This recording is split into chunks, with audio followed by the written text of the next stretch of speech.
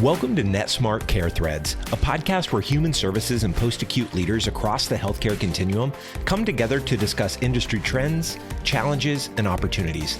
Listen as we uncover real stories about how to innovate and improve the quality of care for the communities we serve. Let's get into the show. My name's Tom Herzog, and I'm your host today.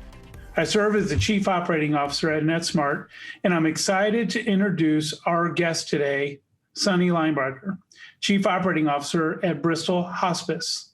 Sonnie is a registered nurse and has poured her heart and soul into the vocation of hospice care over the past 18 years as a clinician, caregiver, and leader.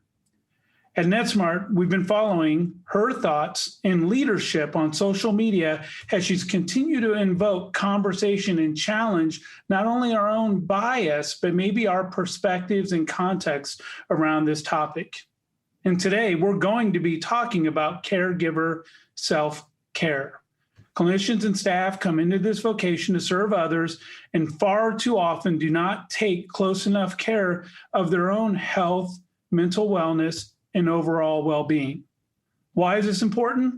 To serve others most effectively, clinicians must prioritize their own care to maximize their ability to help others and to lead the most fulfilled life possible. I can't think of a better speaker today. I know many of you have followed her, and I'm really excited to be able to have this conversation with her. And Sonnie, before we begin, I think just have you share a little bit about your background and kind of give us an overview on how you've gotten here and what's the top of mind for you right now.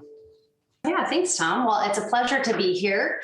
So yeah, it's a funny start to my career. I really never had any intention of going into nursing, never had that childhood dream to be a nurse. I actually have always been fascinated by the mind and by psychology, and originally had sought out to major in psychology.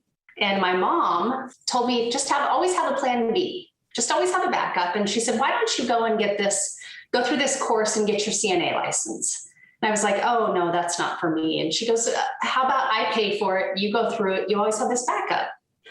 Finally agreed to it. And so that led me into starting to dabble as a CNA many, many years ago and worked for a registry company. So if anyone knows anything about registry companies, you don't get like a normal caseload of patients in the same place all the time. You get called at the 11th hour when somebody doesn't show up for a shift, and you end up getting the hardest, heaviest caseload of patients.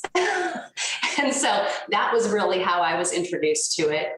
And it was a bit of a struggle. And I decided to reframe what I was going into every day to be someone who shows up to provide loving, compassionate care to my caseload of patients for the next 8 hours. So if they didn't get any other great care that week or that month or that year, for the 8 hours I was showing up, I was committed to making sure that I did that. And that really changed everything for me. And I was a CNA for 10 years while very slowly working my way through nursing school and became a nurse. And so over the years has led me to kind of organically move into leadership positions that I didn't think that I wanted, nor was I equipped for. And so really just that's been the trajectory of my path. You know, I love the story that mom kind of nudged and helped encourage you to challenge your own perspectives. That's what moms do, is they help guide us there. I guess a couple questions just on that topic is, what's been the thing that's been the biggest surprise or the thing you've enjoyed most within your career thus far? Really that I would fall in love with healthcare. I expected that to be just something that I did while I was going on to major in psychology and get my degree there. And it really ended up changing the course of my career.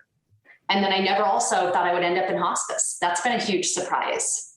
I started out when I first got my RN license, I was working in pediatric ICU. And I loved the fast-paced, go, always have to be on your toes, running in the ICU. And for me to be able to take that right in my career to move into hospice and then absolutely adore it was probably one of the biggest surprises. So I think on that, and before we dive into the topic of self-care, and people are considering different career fields, there's probably some students listening to us today who might be thinking about that. Yeah. What's something that you would challenge or encourage them on in pursuing a career path in hospice?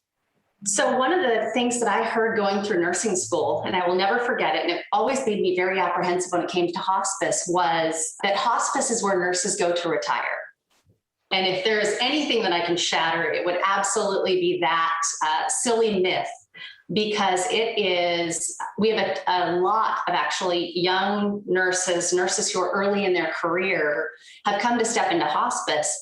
And it is very different from hospital in that you're looking more at this kind of Monday through Friday, 8 to 5 versus like 12, 14-hour shifts in a hospital. But the connection that you make and the relationship that you get to engage with patients and families, where you really become a part of their family and you walk them through this experience as they're going through their end of life, and you get to educate them. And there's just relationships formed that is difficult to do in any other healthcare setting. Yeah, I think you hit on one. I didn't know where you were going to go with that. I was hoping you would go there because hospice in and of itself, from a career perspective, has its own stigma associated with it. And you just hit it head on. And I think, though, if there was a universal language out there, it's healthcare. Because some of our greatest moments and our most challenging moments have been connected in healthcare.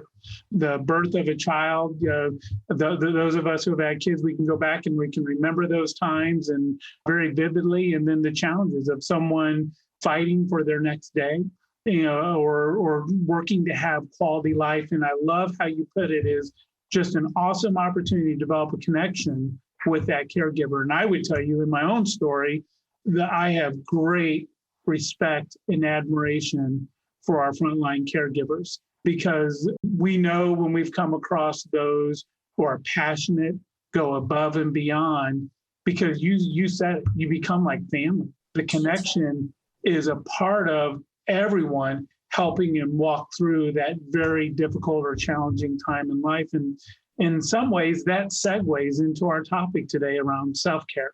So I think before I go into some questions, and self-care is kind of this, it's an emerging word. It's been out there for quite some time, but I think to a broader audience, we're all becoming more aware of it. And in this month, in May, is Mental Health Awareness Month. It's a great topic for us to have.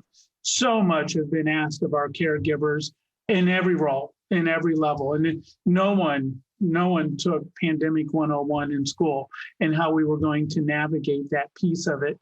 And yet, I think we are all being drawn back to the core that our well-being, our mental health is so essential for us to find our way forward. Can you describe and share with us what self-care means to you, and also why you're very passionate about this topic?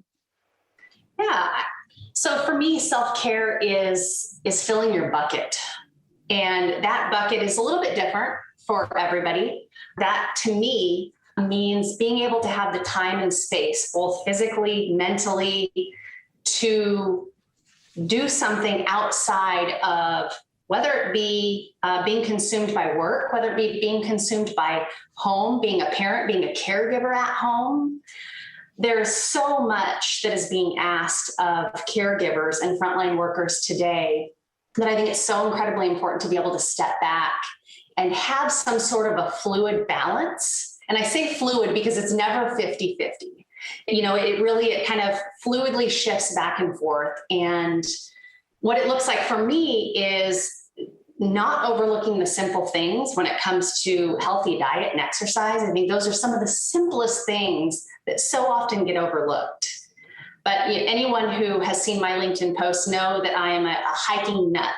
But that's where I gain the benefits of being able to clear my mind, support my own mental health, support my own physical health.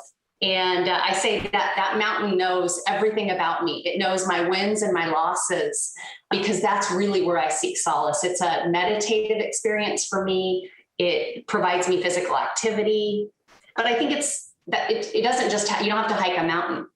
It's really recognizing, taking the time to kind of step back, whether that's going and getting a coffee. Just maybe that's 15 minutes in your day where you don't have to be actively thinking, okay, What am I going to do? I'm going to go have some coffee and I'm going to enjoy it. At lunch with a friend, going to Hobby Lobby. I mean, it's really simple things that we can take, that they're minor little activities that we do that give us a little bit of reprieve from being on all the time. I mean, I think, and it's allowing ourselves to be okay with that. I think for so long, the bravado has been, well, that might mean that I'm weak. If I need to go make time, then something must be wrong. But really having the courage and the intentionality is what I hear you saying of, hey, if we need, you just don't find that time. If you don't make time for that, it's not going to happen. You just don't all of a sudden say, I'm going to go on a hike. You have to say, you know what, on this day, I'm going to carve out some time for myself to go there. Now, I didn't know you liked hiking. I'm a fellow hiker as well. And I love the opportunity to disconnect, to connect. And I think, and what I hear you saying is, hey, whether it's coffee, whether it's going out, the intentionality that, hey, care is not only physical well-being, it's mental well-being, and is bringing those things together. So self-care, if I were to summarize your thoughts there, is, hey, we all need to make margin for ourselves to ensure that we take a deep breath, pause, if you will, reflect on those things, and then ask ourselves, what are the next steps? So how do you, when you see someone in your family, friends or whatever, and you see that they are not making that kind of time and that they're struggling with that, that's a hard conversation to have. How do you have that dialogue? You do a great job on social media of saying, hey, well, we need to talk about this, but now let's make it real. It's someone in our circle. How do you talk about, hey, have you thought about self-care or finding time? Yeah. Well, I think that the segue into it for me is I pretty openly try to lead by example when it comes to that. And I try to also lead by example that it's okay to be vulnerable enough to need those things. And I think there's a fine line that some people feel like, well, I don't, to your point earlier, there's this weakness. No, we really do all need that. And so I would approach that in asking, hey, what have you done for you lately? And usually that's met by, oh no, I have this, and this. And I think through honest conversations, I often will tell people we all have the same 24 hours in every day. Yeah. The intentionality that comes through having the same 24 hours as everybody else around you. Yeah. And yet being able to say, I'm going to get up a little bit earlier so that maybe the kids are still asleep. Maybe the workday hasn't started. And I'm going to set myself up by making sure that I just actually go around the block for a walk. Yeah. Kind of reset my mind and get myself ready for the day. But I usually ask, what have you done for you lately? I like that, but let me play on. I couldn't agree with you more. So let's play on that just a little bit, or pull on that thread a little bit. It just sounds so selfish. It does. It does. And let me tell you, as both a mom and an executive, there is so much guilt around taking a little bit of time for you. And that's usually a part of that conversation that's woven in there. Yeah. Is what happens when you've given all of you to everybody else? What's left? Yeah. It's like I heard a story. Rachel Hollis was talking about a story when you're pouring out to others, right? You pour out this vase and you're pouring out and you're pouring out and you're pouring out. And then there's no more water left in for your flowers to grow.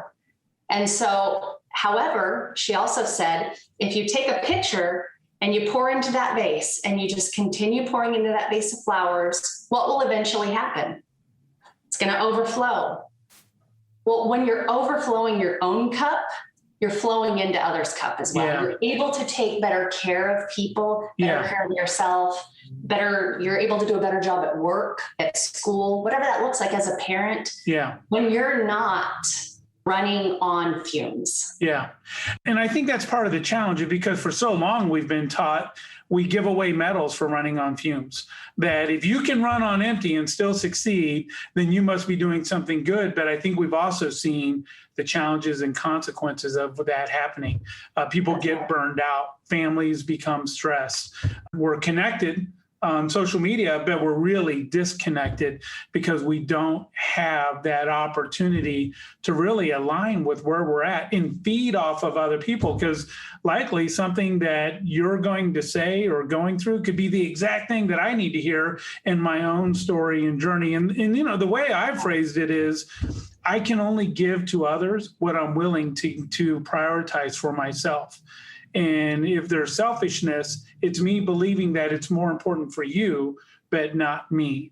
And if I want to be the best whatever role, we talked about being a spouse or a parent or a coworker or a peer or community, engaged in our community, is we have to be very mindful about our own well-being in doing that. So I guess my next question that segues is, what are some of the common obstacles around self-care? And let's go back to caregivers. And yet it's very interesting, this whole notion of, hey, we're going to focus on caregivers, but every caregiver I know is a spouse, is a parent or a friend. It transcends. You just don't there's not a compartment to that part of life. But when you think about the obstacles or challenges, what are some of the things that we should recognize? And then can you help us overcome those as well?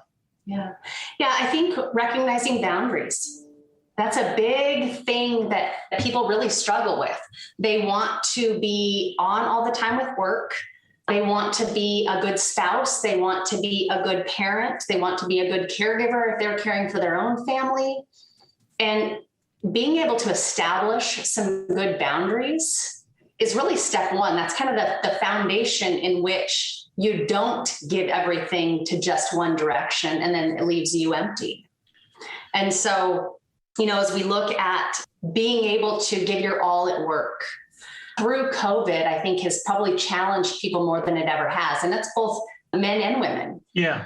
You have COVID, which is incredibly scary being in healthcare as is, because you're a frontline worker and you're out there in the middle of all of it. Yeah. So there's a scary thing just to start out with. Then you have schools were shut down. And so you now have kids who are distance learning from home. So that you may have elder family members that you're caring for in your home. The weight got way heavier when COVID came around for our caregivers. It was no longer just, I have to go and do my job. It is, I have to go do my job in the middle of a pandemic while all this other stuff is going on. And so I think we saw people really, really, I know personally, I saw people get really stretched to an unhealthy place. And it's being able to recognize that. Now, in my position where I have 2,500 employees, it's hard to do that on an individual level. Yeah. But I think being able to reach out, whatever communicative way that means, to let people know we see you. Yeah. We see you. We see what you're doing. We see the obstacles that are happening. And number one, we just want you to know that we see you. Because sometimes it feels like you're all alone in the world when the weight of the world is on your shoulders. Yeah. And so recognizing that people are seen and they're heard. Yeah. So I couldn't agree more. I think, again, it goes back to that intentionality of connecting with someone, not because you need something, not to complain, not to ask about something, but just to connect with them in that moment. And I love how you phrase that.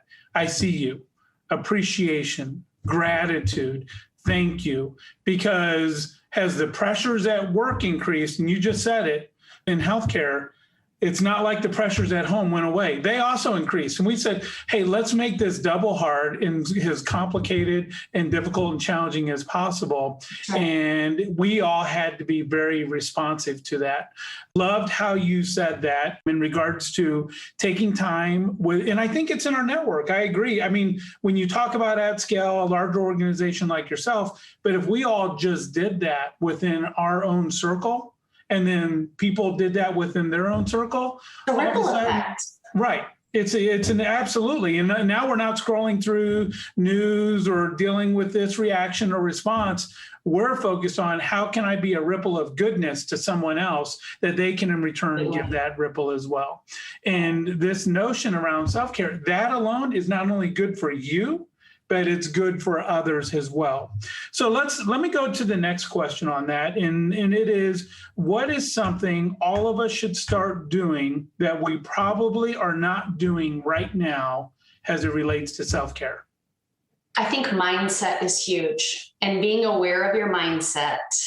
We may be eating the right things, we may be doing the exercise, but if your mindset and the way in which you show up isn't right, it's going to throw it all off. Yeah. I think mindset is huge, and it can either be what gets you through things or what prevents you from going through things.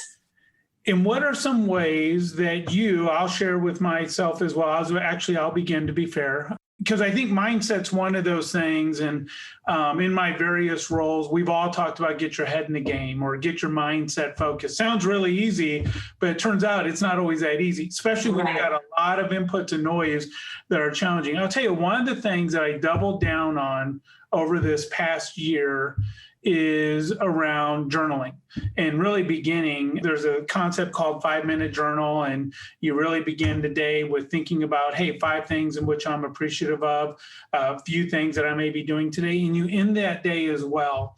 And what I found, that almost became an alignment for me, because especially when we all begin responding to the extreme challenges that were going on. And not only were we dealing with it vocationally, but all of a sudden there's a run on food, there's a run on toilet paper, and there's no more school. And I knew if I didn't get myself centered, I was going to be like this ship tossed to and fro with no rudder. In that mindset for me, and that journaling, it's something that I continue to write now.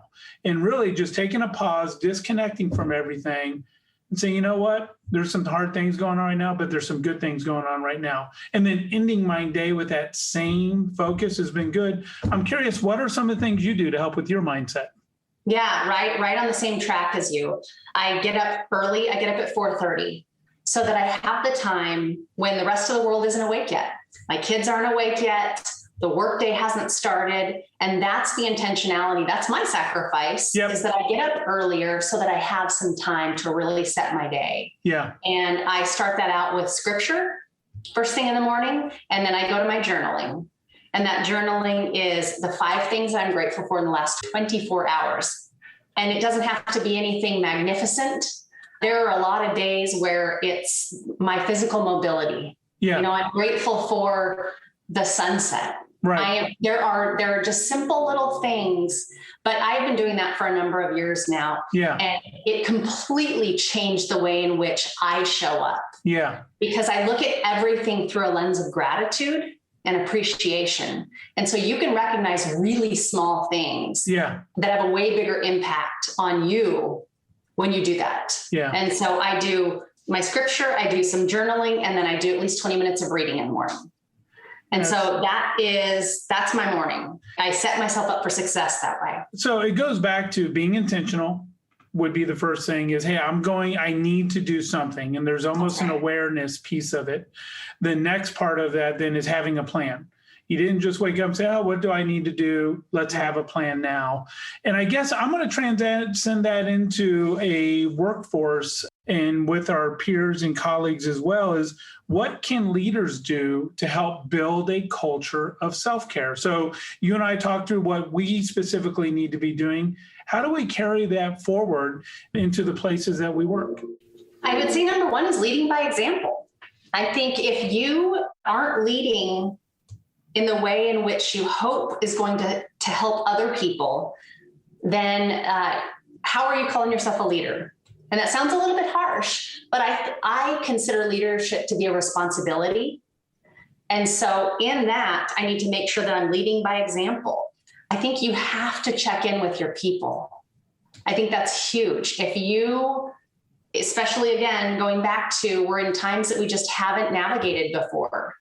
And if you're checking in with your people and really checking in to see how are they doing, again, like I said, just letting them know, hey, I see you, I hear you, I see what's happening. You know, how can I support you? And being able to stay in tune that way will allow the team, you know, the workplace to feel like there's a sense of support there. So what are some things that you would say people should not do, or things that you've seen not worked? Because it's always good to give the example. So your point is, just as you shared, is connecting with intentionality, but not needing something. I think one of the places I've really had to challenge myself is make a phone call just to make a phone call. Get up and go visit someone just to go visit with no agenda, no need. And it is a game changer. So let's then do the opposite. What are some things that people shouldn't be doing? Yeah, I say approaching situations and not having grace. The grace is imperative. And if you lack that in interactions and situations, everybody has something going on in their life that you may not be privy to. And so when you go in and it's really a black and white and there is no room for grace there, I think that can be really, really impactful negatively in a situation. And I think asking more of others than you're willing to show up for yourself. Those are some of the things that I think are viewed as just that real lack of support. And it's really the support factor is what people need. And they don't hear that necessarily through your words all the time. It's through, how are you engaging with them? Yeah. When you are just real cut and dry with people, I think that's the piece that makes it really tough. Yeah. And I think, the cut and dry piece is busyness just has a way of taking out the humanity. And we forget to be compassionate, that we're trying to get to that next task and do those things. And yet we look back and say, you know what, I should not have handled the conversation that way. I let that stress get the better of me. Mm-hmm. And I think, I would add on to that is you've got to reconcile that with yourself as well. We don't handle every conversation well. We don't handle those moments well. And I think when we don't, to go back and make amends for that. Hey, I'm sorry, I did not handle that well. Could have had that conversation a lot better, and I dropped the ball. I'm very human on that one. And I think allowing ourselves, that's not a sign of weakness. It's not. I think it's actually the sign of weakness is not doing that. I think it's a sign of strength when you have the courage, and you used the word earlier, vulnerability, to go back and say, hey, I replayed our conversation and I wish I could do that over. And I'm going to do that over now. And I'm here to say that. So we have something I do here at home, and I have 2 boys. And as a parent, you certainly don't always say the right things. Right. It's funny on social media, people often view others through this lens of, wow, they really have it all together. They really have this perfect life. And so I try to be as open and honest with people, like, oh no, there are times when I lose my ever-loving bananas, everybody does. Yeah. But there's a phrase that we use here in my house, and one of my kids or myself will say, I need a reset. Yeah. And that's the reset button. And that means whatever just happened, however I just engaged, whatever I just said wasn't the right thing. Yeah. Will you have the grace to let me do this over? Yeah. And I think we're talking about the parenting situation, but to let them do it over, to not continue to go back to it. I think that may be one of the things as humans we struggle. We may have been hurt in that situation. We may have been bothered. We may have gotten angry, and to allow that reset to happen. So it's not just from a parenting, but I think when you lead by that example, when you as a leader are saying, I totally put my foot in my mouth there. Yeah. Can we do this over? Not only are you being vulnerable enough to say, I was wrong in this situation, and I want to openly tell you that wasn't right. Yeah. You're also giving them the permission to be able to do that back or with their team. Yeah. And I mean, that's one of the values we have here is be a leader and a teacher. And I don't think you can be a leader unless you're teaching, and that teaching always begins within first. I think you reminded me, one of the coolest things that I've adapted or learned over the last many years, and started at home, but I now do this in many roles with friends and with those on my team, is really ask 3 questions in some unrandom frequency, meaning don't make it programmatically. And we'll just go grab coffee, like you said earlier, and sit down and say, what's working? Because I want to start with the positive. Hey, what's working about our connection that you would give a thumbs up? What's not working? which is, I'll tell you, takes a lot of courage to ask, maybe takes even more just to listen and not be responsive to it.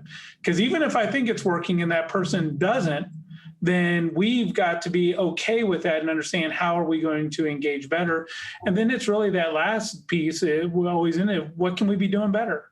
And I say, what can we be doing better? And it's a time for both of us to get into that conversation. So when I hear you talk about self-care, I hear you talking about being intentional, having a plan, start within, knowing that it is also going to go out as well, that it's going to impact all personas of your life. And this notion of self-care isn't about, I'm going to use a stigma word, me time, but it is about me time. It's finding that time for self-care, not to say I don't have any responsibilities, but I want to be able to give outward.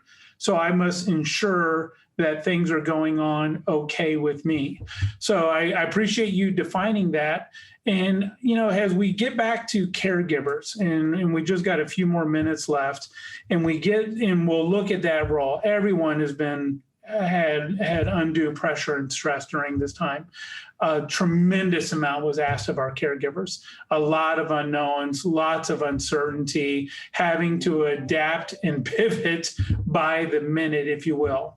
I want to give you a moment to talk to that caregiver out there who finds himself struggling. Just you say journal, they can't even see how to get up and find any of that time.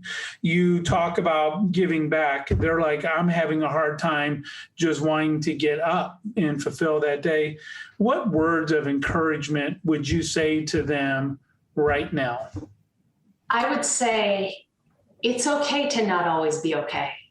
It's okay to need to step back and not be able to be in the place where you can do any of that stuff for a minute. And the important piece is, while you honor that space of being able to be in that, which I think is important for everyone, not everyone is just raring to go to, figure out, how do I get out of this? It's okay to honor that space and be there. Take the time. You said this, a word earlier that I really like, which is unpack that a little bit. That doesn't mean you have to go out and do all these things. Take a minute for you. Because if you're going to take that minute for you and realize that it's okay to not be okay, and be able to start saying, what's the next one thing that I can do to support me moving out of this space, to support me feeling a little bit better or a little bit lighter. It's not about day 0, you feel like you can't even get out of bed. Day 1, you're hiking a mountain, right? That's not always how it looks. Maybe day 0 is you feel like you can't get out of bed. And day 1 is, I'm going to figure out one thing. What's my one baby step? Maybe that's just, I'm going to get up and I'm going to figure out, what does breakfast look like? What does the first part of my day, what does my schedule look like? Sometimes it's just the little steps, it's the little wins that we can't discount that are going to get us to that first real step. But don't ever discount the baby steps, because every single move that you make starts with maybe even one little thought, one intention of, I might not get there. I'm not going to hike the mountain in the next week, but maybe I'm going to figure out, hey, what would my route to the mountain be if I were to even entertain wanting to go to the mountain? It's those little steps that we can't discount and forget that there's power in kind of these micro steps to getting to step 1. Well, I think what a powerful message, Sonnie. And that, I think sometimes we feel like it's all or nothing. Either I'm going to go massively go all in, or I'm not. And, that in itself, I think you just gave a great, powerful statement. Just one thing. What's the one thing you can do right now to make a difference? That may be finding time. That may be reaching out to a friend. That may be seeking help, saying, hey, I am struggling and I need some help with that. And that's my one thing. I think what you're trying to encourage us, and you're trying to encourage the broader community, is you're right. One, you got to give yourself permission. That's okay. It's okay to not be okay right now. 2, that we're in this together. that we've all walked in that place. And the third part is, what one thing can you do right now to go make a difference and go action that? So I think before I wrap up, I wanted to give you, just any thoughts, things that you want to share on this self-care topic before we wrap up here. Yeah, I just, as I thought about how we reach out and how we communicate with others. And I said earlier, there's not enough hours in the day for me to reach out to 2,500 employees. And yet there's still times when I lose sleep at night just wondering, is everybody okay? How is everybody doing? And so what I've made a point to do, which is something that I would absolutely encourage everybody else, regardless of what your role is. Maybe you're a peer and it's the caregivers that are on your team. Maybe you run an organization or you're anywhere in between. But I've made it a point to every month, maybe even every other month, is to do a touch base with everybody. And I send a message out to all staff. And now people have started to expect this from me. But I just let people know, number one, I pour out the gratitude on them. It doesn't matter whether it's a biller or whether it is a frontline caregiver or a leader. They all matter. They all matter in being able to provide the very best end-of-life experience. They all have a role in it. And so number one, I just try to make sure that people understand how grateful we are for them. And number two, I let them know, if you're not okay right now, that's okay. And then I try to provide some resources, because it's incredibly important, as we're so pouring ourselves out into our patients and their families and our job and our home. What are you doing for you? And so in that, I usually try to put a couple of resources out there. There are so many resources. Of course, there's our EAP programs throughout all of our companies. There's also an incredible company that's been formed through COVID called Emotional PPE. And it is an organization that was created and it's staffed by volunteers, but it is for mental health, and it is televisits, or you can go in, and it's people all across the country who volunteer their time as counselors and therapists to be able to support those who really need it right now. And it's a completely free service. And so I just tell people, please, you've heard me say this 100 times, but please don't forget that you have these resources available. And there are times, probably the first email, even the second email, it's like, thank you. And then by the third email, people started opening up about incredibly personal things that you wouldn't normally just email your COO about it.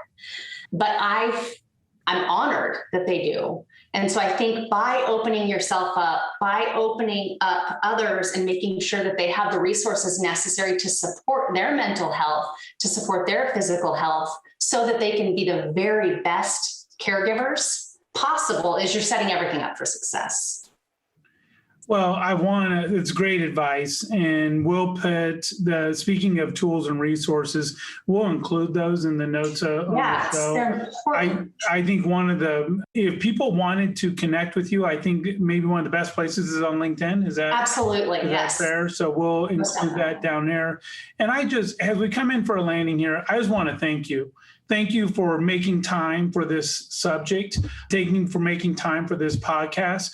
This is, I think, newer territory for people moving into a leadership perspective. And really, we're all helping ourselves navigate forward on this. What you've been able to do by leading through word and deed has been inspiring. And it's why we wanted to engage on this. And specifically to our caregivers out there, thank you. Exactly what Sonnie said. Much appreciation for what we see and the many more things that we never see that you make happen. The conversations in a hallway with a family member as you work to console them, the moments that you just smile at a person who's uncertain and unsure is as vital and essential to anything that we can be doing. At the end of the day, we are all more alike than not. We want to know that we can make a difference. We want to help others, and we want to be our best selves. And essentially, that's what self-care is. It's giving ourselves the margin, the opportunity, having a plan to go pursue that and write an incredible story. And when we get it wrong, to make it right. And when we get it right, how can we continue to pay it forward to others so we can each help each other in our pursuits? Sonnie, thank you very much for the time today. Great conversation. You've given me an idea of probably 3 or 4 more podcasts that we may have to go do on this topic. Excellent. When you talk about boundaries and some of those types of things, we were using some words that people are like, what did they mean by that? So we may have to unpack that and share that in the future. So thank you very much. Tom, thank you so much for having me. It's been an absolute delight chatting with you. So if you've enjoyed this podcast, please take a moment, give us a rating, give us some feedback, share some thoughts or topics that you might want to hear about. We want to continue to engage and press in and bring things and thoughts to the table that are helpful for all of us. That's a wrap. Thanks for joining. At Netsmart, we understand the challenges facing provider organizations. Our team will help you navigate changing value-based care models with solutions and services that make person-centered care a reality. We'll equip you with technology and services that provide holistic, real-time views of care histories that inform better decision-making and better outcomes. Visit us today at ntst.com. Netsmart, serving you so you can serve others. Thanks for listening to the Netsmart CareThreads podcast. Through collaboration and conversation, we can work together to make healthcare more connected than ever before and better support the communities we serve. To ensure you never miss an episode, please subscribe to the show in your favorite podcast player. If you use Apple Podcasts, we'd love for you to give us a quick rating for the show. Just tap the number of stars that you think the podcast deserves. Until next time.